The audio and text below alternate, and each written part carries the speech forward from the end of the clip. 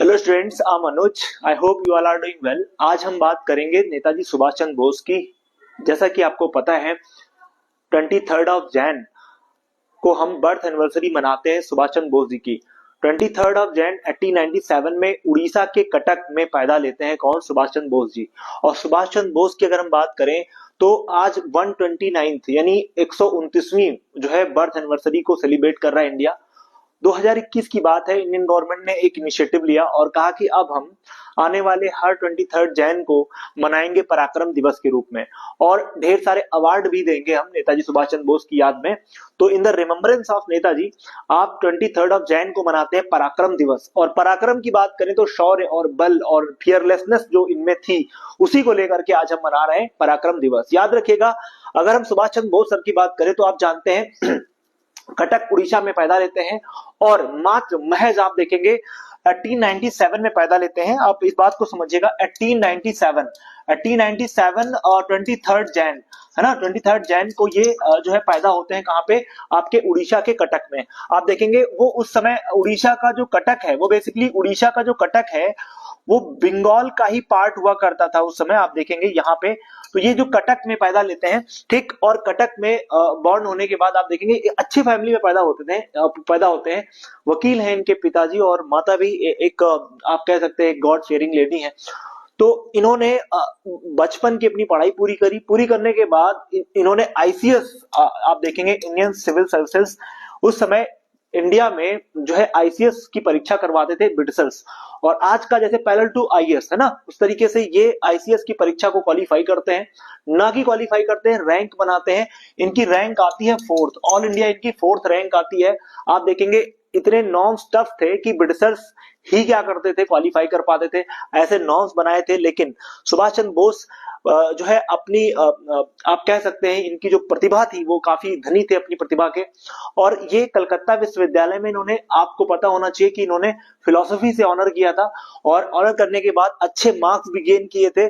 बेहतरीन लीडर के रूप में निकलते हैं। जब ये अच्छे ओरेटर होते हैं, जब ये बोलना स्टार्ट करते हैं ना सर, तो लोग सुनना स्टार्ट कर देते हैं, क्योंकि इतनी इनकी प्रतिभा है, ऑरा है। इनके भाषण वगैरह आप देखेंगे इन्हीं से प्रभावित होते हैं। जब ये जर्मनी जाते हैं, आप देखेंगे आगे चल करके बड़ी बड़ी पोस्ट को ये क्या करते हैं, जो है हेल्ड करते हैं। जैसे आप देखेंगे आईएनए के ये चीफ बनते हैं। इंडियन जो नेशनल आर्मी है, इसमें जाकर के सिंगापुर में इनको चीफ बनाया जाता है, उसको वहां से लीड करते हैं ये। इवन 1939 में ये क्या बनाते हैं, फॉरवर्ड ब्लॉक की स्थापना करते हैं। फॉरवर्ड ब्लॉक बनने के पीछे क्या कॉज होते हैं? जैसे क्या होता है ना, कॉमन आदमी क्या जानता है कि गांधी और सुभाष चंद्र बोस में पटती नहीं थी उनकी, मतलब आप ये कहते हैं ना झगड़ा होता रहता है, ऐसा लोग मानते हैं। लेकिन देखिए, आप एक बात समझिए, अनपढ़ लोगों को ये बेवकूफ बनाया जा सकता है, लेकिन जब आप अच्छी बुक्स पढ़ते हैं, अच्छी राइटर्स को पढ़ते हैं, तो पता लगता है कि गांधी के अंतर्गत सुभाष चंद्र बोस ने लगभग 20 साल तक काम किया था। 20 साल तक। और गांधी ने ही, आप देखें ना, 1939 का अगर सेशन देखें तो आईएनसी में लाने का श्रेय गांधी को ही जाता है। किसको? सुभाष चंद्र बोस को। तो ये कह देना कि सुभाष चंद्र बोस गांधी से उनका झगड़ा होता रहता था, नो डाउट, नो डाउट झगड़ा था। किस बात पे झगड़ा था? आप देखेंगे जब 1939 के बाद सेकेंड वर्ल्ड वॉर समाप्त होगा 1945 में जाकर के, तो गांधी कह रहे थे कि भाई हमें, सुभाष चंद्र बोस और गांधी की आइडियोलॉजी में फर्क हो जाता है। वहां से कुछ जो है मनमुटाव चालू होता है। आपको पता होना चाहिए कि गांधी कह रहे थे कि भाई हमें हिंसा नहीं करनी है, क्योंकि गांधी हिंसा के खिलाफ थे। लेकिन सुभाष चंद्र बोस का मानना था कि हम फांसीवादी ताकतों का जो है क्या कर ले, मदद ले लें अगर हमें आजादी मिलती है, और अगर हमें हिंसा भी करनी पड़े तो कोई बड़ी बात नहीं होनी चाहिए। तो गांधी की विचारधारा में, सुभाष चंद्र बोस की विचारधारा में यही एक माइन्यूट सा अंतर आपको देखने को मिलता है। और अगर बात करें आईसीएस की, आईसीएस क्वालिफाई करके 1920 में, आप देखें ना, इस पॉइंट को समझिए, 1920 में बंदा क्या कर रहा है, आईसीएस क्वालिफाई कर रहा है। और आईसीएस क्वालिफाई करके 1921 में जब गांधी का